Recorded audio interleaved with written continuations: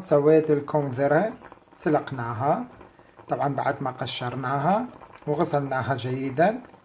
وضعناها تقريبا من 15 إلى 20 دقيقة على النار بهذا الشكل.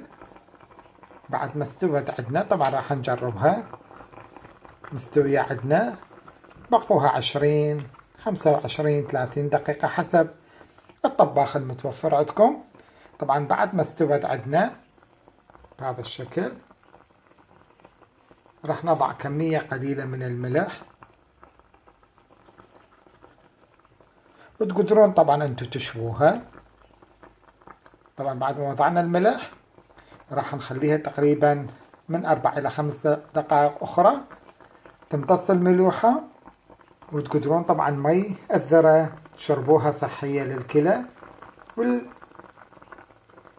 أيضا تقدرون تاكلوها أو تشووها على النار تطلع كلش طيبة أو على الفحم. هذا شكلها بعد ما استوت عندنا. راح ننتظر وراويلكم شكلها النهائي. بعد ما وضعنا الملح واستوت عندنا راح نشيلها.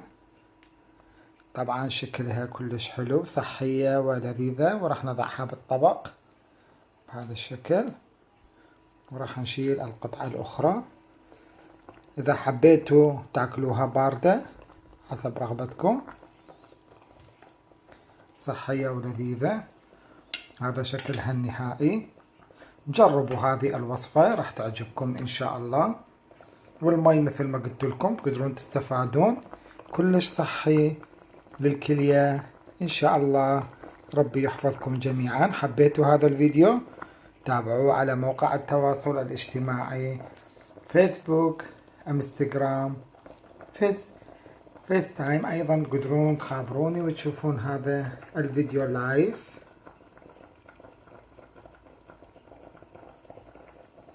صحة وعافية للجميع إن شاء الله. انتظروني بوصفة جديدة. مع السلامة.